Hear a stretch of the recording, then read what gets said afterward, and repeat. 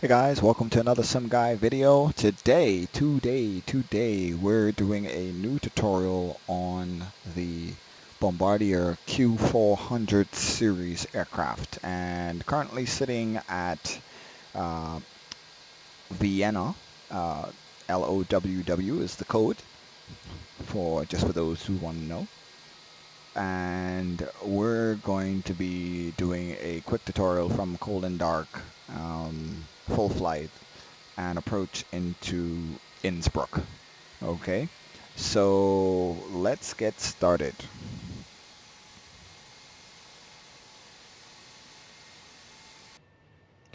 Alright guys, so welcome on board the Q400. This is from Majestic Software.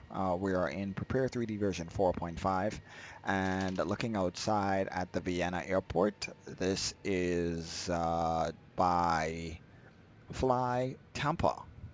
Okay, so this is FlyTampa Vienna for version 4. They're actually getting ready to bring out an update here in short order. So we'll be looking forward to that, especially for version 5. Okay, so we're sitting here in the cockpit, and first thing you want to make sure is that a few things are done. That includes your pretty much left to right. You're going to make sure that your parking brake is on and set. Um, your control locks are on. Power levers aren't disking, because that's how we're going to start the airplane. Your condition levers are at fuel off, and the flaps are in the up position. You also want to make sure that the landing gear is off and the windshield wipers are in the off position.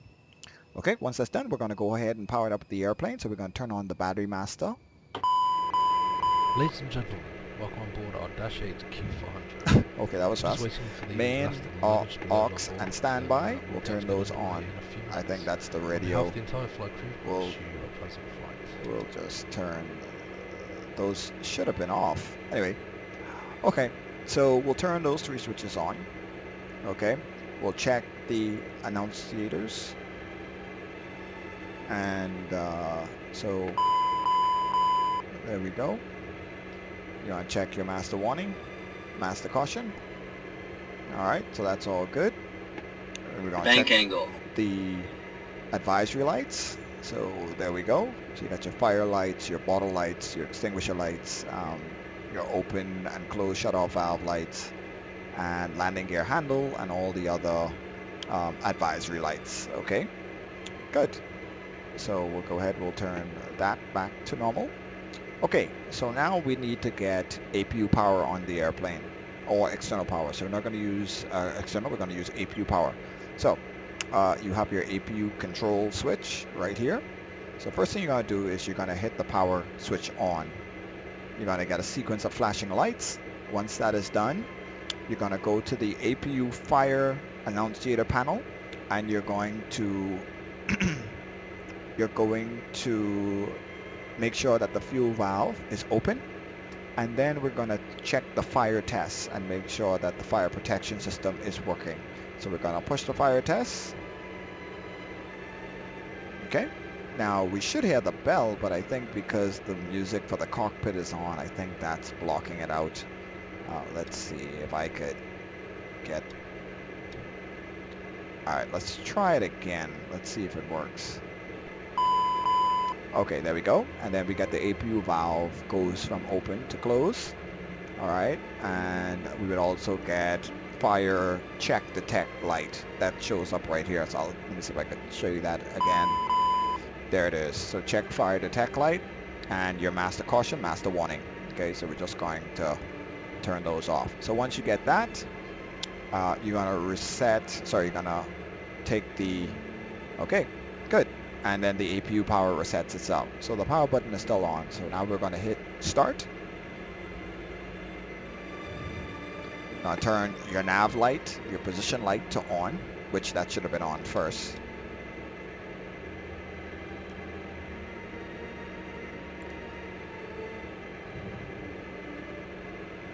All right, so we're waiting on the... There we go. So generator lights, so we're gonna turn the generator to on, and you ought to wait 20 seconds before you turn the bleed air switch on the APU controller to on. Okay, so let's just assume that 20 seconds is gone just for the sake of time, and we'll go ahead, we'll turn the APU, so the APU bleed air is on. We're going to turn the recirc fan to on. There we go. Okay, so now we're going to do our pre-flight check, and that is, I like to call it the wave. So we go down the panel, up, down, up, and then we go down low, and then we have some checks down low. So real quick, so we're going to turn on generator 1, 2, main bus tie, which that should have been on before we actually started the APU, just, you know, just for information. Okay, we're going to go engine intake. We're going to turn them to open, so they take a few seconds to transition. There we go. Pitot-static heat should be off, windshield heat should be off. Now you can see the windows are starting to get a little foggy, so what we have to do is we have to open the side window demist, and that should clear the windows up. Okay, landing flare, taxi light, they're off. That's what it should be. Okay, now let's get into the engine fire detection. Okay, so we go engine fire number 1. We got all the lights. We come down. We hit the light. That should cancel the bell, but you still have the light illuminating in the handle. That's exactly how it works in real life. We're gonna go to the other side. Same thing. Come down. Cancel the fire by pushing on the light there. That cancels the bell. Good. And that's a successful engine fire test. Now, something we used to do on the 300, which I don't know if they do on the 4, is we pull the fire handles and you're just checking to see the fuel valves go from open to close, and the extinguisher bottles should illuminate. Okay, good. Close. Now, if a bottle was used, the light would not be on. So that's something we're checking for. Okay, because if you have a light illuminated, it could be the bulb or it could be a bottle prematurely discharged. Okay, same thing for the other side. That's all good. And then you want to make sure that the valves go back to open, otherwise you will have problems starting your engine. Okay, you have baggage aft. Simple test. So you get your lights here, you get smoke, and your master warning. Alright. And test 2. Oops. Test 2 works the same way. Okay. Smoke. Yep. Okay. And then we have our forward. Sorry. We have our forward baggage test. Push that. Come down. We have smoke again. And master warning. Okay.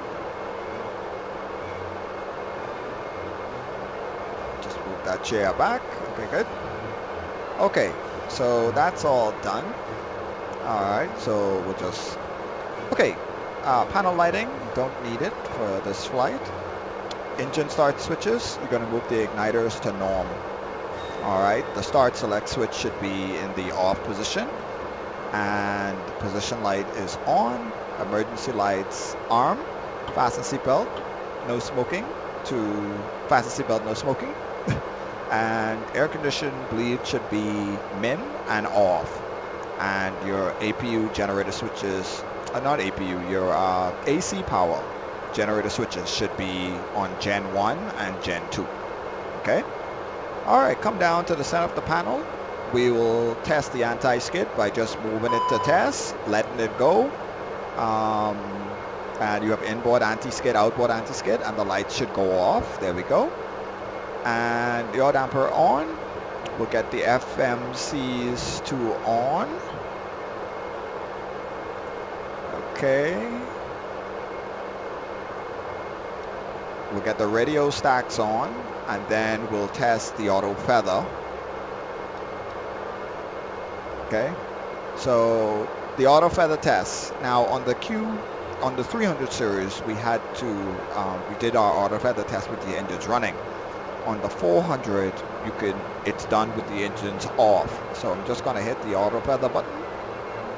You see AF test in progress. That would be your auto feather test in progress. So you're gonna give it about It's done in maybe about a minute. There you go. AF auto feather arm. Up trim. So in up trim, you get M-top or max takeoff power on whatever engine is not failed.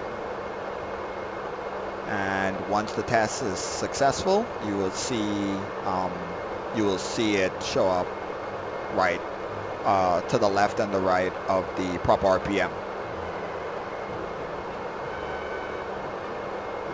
Passed. There we go. That's good. Auto feather deselect. All right, we check our hydraulic quantity for systems 1, 2, and 3. They're all full. Brake pressure is good. Now, another thing on the 300 that I know is when you come to the airplane, if the brake pressure was completely depleted, you would have to take this same stick right here, and you would have to go under the engine nacelle, I believe for the right side, and there was a way you have to manually hand crank it to bring the brake pressure to a sufficient level. Right now I cannot remember the exact number, but let's assume this is sufficient for now. I actually flew the ATR for the last couple of years, so that's why I don't quite remember the actual number. But anyway, all right. So with that being said, that brings us to the end of our tutorial. Now there's some other things that you could do if you want to run the trims. That's part of it.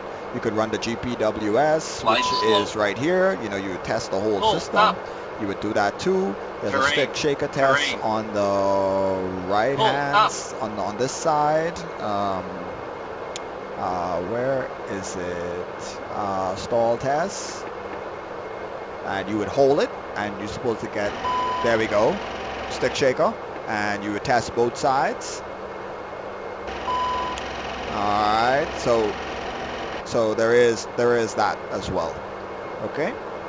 Alright guys, so that brings us to the end of a little bit of a preliminary tutorial on how to get your Q400 from cold and dark to pretty much ready for engine start, except for the flight planning and everything else.